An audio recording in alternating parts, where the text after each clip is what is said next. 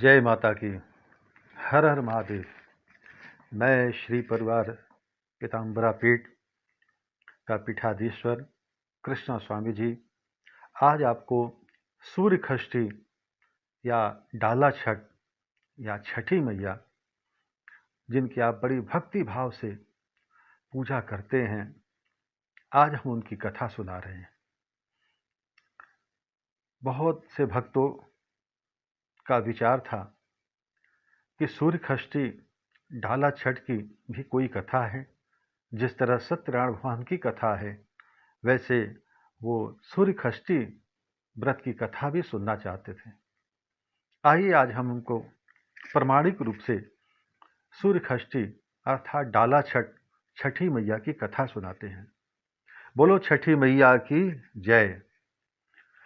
सूर्योदये यः सुसमाहितः पठेत् यः सः पुत्रादारान् धने रत्नं संचयान लभते जाति स्मृतां नरः सदा। घृती च मेघां च स विन्दते पुमान् एवं अस्तवं देव वरस्य यो नरः प्रकृतिये चुषि सुमना समाहितः विमुक्ते शोकदावाग्नि सागरात् लभते कामान् मनसा तथेप्सितान्। प्रिय भक्तों, जब पांडव द्रौपदी के साथ वन में गए थे और जुए में सब कुछ हार गए थे, तब उन्होंने अपने पुरोहित धौम्य ऋषि से प्रार्थना की। धौम्य ऋषि ने उन्हें सूर्य उपासना का उपदेश दिया। वे बोले, हे पांडव, इस दिन गायत्री मंत्र का उद्गम विश्वामित्र के मुख से हुआ था। सर्वप्रथम यह प्रभु राम एवं माता सीता ने उपवास किया था, उपासना किया था एवं राम राज्य की स्थापना का संकल्प लिया था। यह व्रत कार्तिक शुक्ल पक्ष चतुर्थी से प्रारंभ होकर एवं सप्तमी के दिन समाप्त होता है। यह वही व्रत है। मनुष्य डूबते सूर्य को अर्घ देकर विदा करता है एवं अगले दिन प्रातः सूर्य को जल देकर व्रत को पूर्ण करता है। सतयुग की बात है। शर्याती नाम के राजा हुए थे। उनकी 1000 रानी रहने पर भी केवल एक कन्या थी।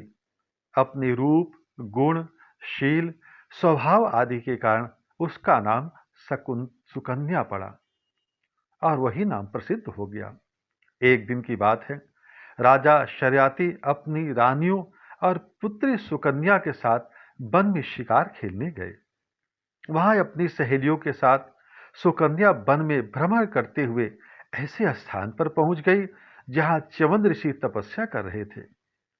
उनके शरीर को दीमकों ने आविष्टित कर दिया था। शरीर का सब मांस दीमक चाट गए थे। केवल हड्डी भर बची रही थी।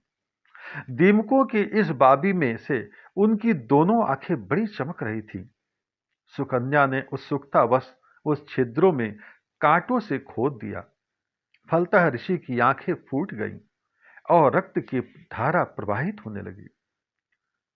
सुकन्या यह कार्य करके चली गई। उसको इसका ज्ञान भी न रहा। महर्षि च्यवन इससे बड़े क्रोधित हुए। उनके कोप से राजा रानी और समस्त सेना आदि का मलमूत्र वायु अवरुद्ध हो गया। इससे हाहाकार मच गया।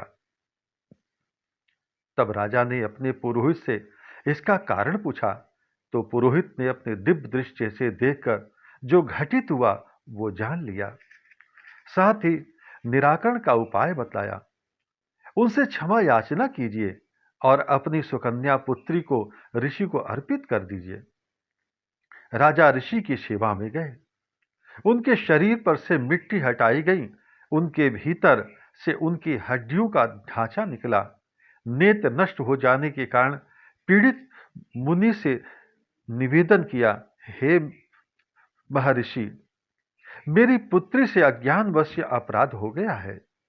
अतः अब आपसे इस पुत्री को पत्नी के रूप में स्वीकार कीजिए।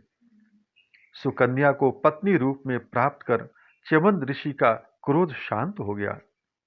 सुकन्या अपने नेत्रहीन एवं अस्थि मात्र पति की सेवा करने लगी।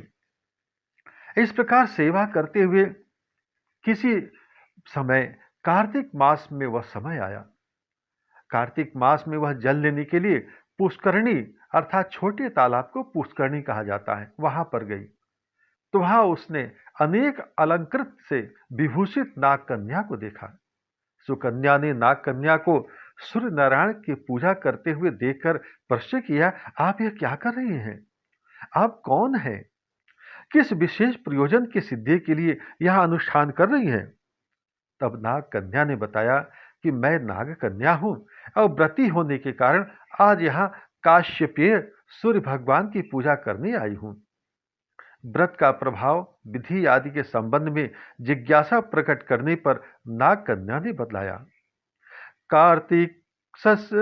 कार्तिस्यसिते पक्षे खष्टि वै सप्तमी युता तत्र व्रतं प्रकुर्वीत सर्वकामार्थ सिद्धये पंचम्यां नेयं कृत्वा व्रतं कृत्वा विधानतः एकाहारं भविष्यस्य भूमौ शेषां प्रकल्पयेत् खश्चाम उपासनं कुर्यात् रात्रौ जागरणं